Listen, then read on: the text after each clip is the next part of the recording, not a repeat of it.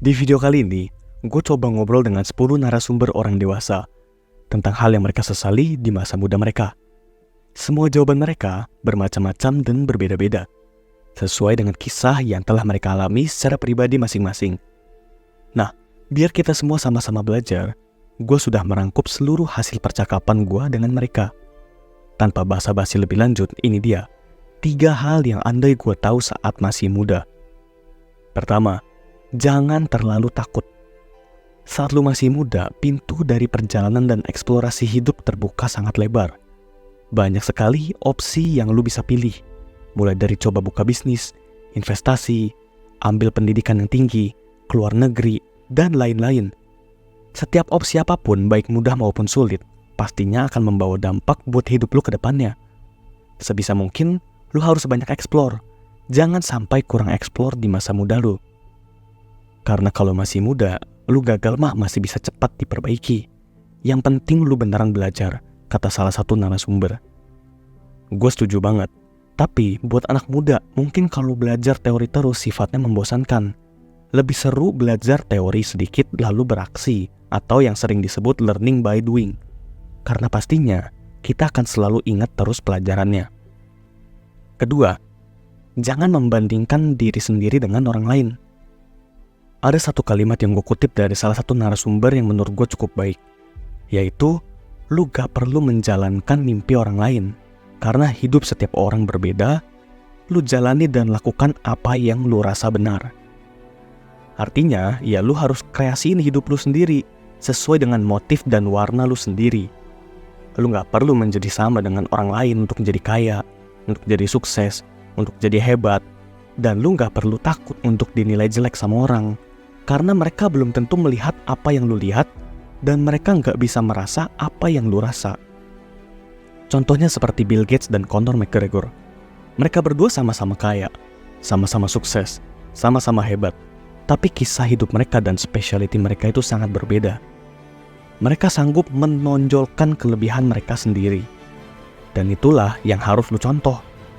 Lu harus mikir, bidang apa yang ingin lu dalami, apa saja yang ingin lu capai atau dapatkan. Gue coba ajak kita mikir bersama ya. Manusia ini ibaratnya seperti binatang. Contohnya monyet, ikan, dan burung. Monyet itu jago memanjat dan bergelantungan. Ikan jago berenang dan burung bisa terbang. Coba lu bayangin, kalau misalnya mereka bertiga dipaksa untuk berenang.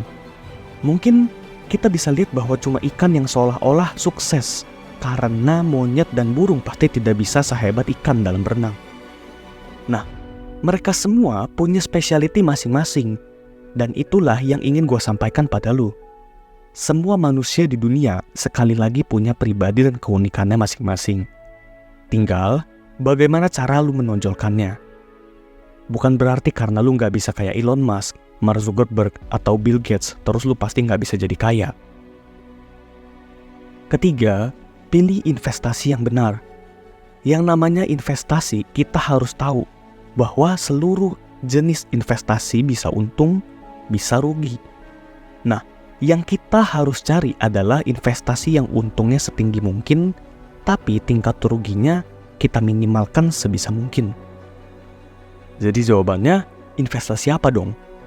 Ya investasi leher ke atas, yang artinya kita investasi dulu dari segi ilmu, keterampilan, sosial, dan spiritual dulu.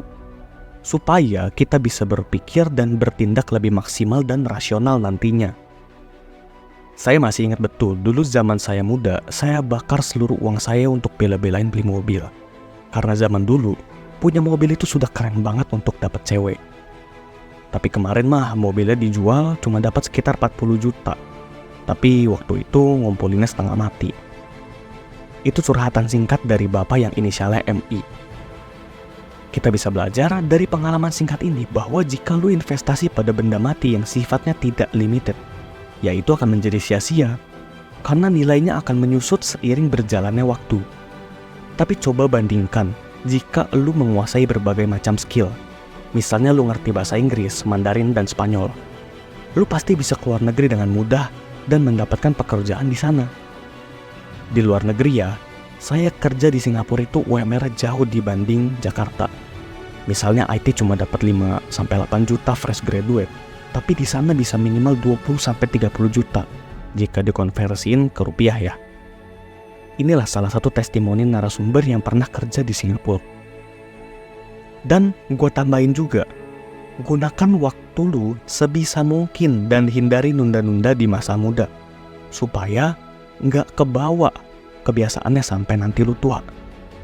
Jangan lupa juga investasi pada kesehatan, olahraga, makan yang sehat, tidur teratur, supaya waktu lu tua nanti, badan lu gak sakit-sakitan, lu jadi gak rentan kena penyakit. Ingat, biaya pengobatan itu sudah cukup tergolong tinggi saat ini. Nah yang terakhir, investasi terbaik adalah dengan cara menolong sesama. Ingat bahwa alam semesta, ciptaan Tuhan, memiliki hukum karma. Kamu menabur yang baik, ya kamu akan menuai yang baik. Gua tutup dengan kutipan dari narasumber inisial Ibu AG.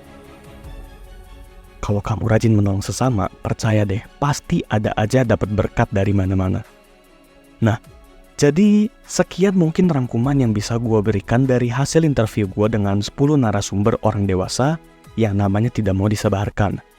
Gua harap dari pengalaman mereka ini, kita bisa sama-sama belajar untuk menghindari kesalahan-kesalahan yang umumnya terjadi pada masa muda kita. Stay positive.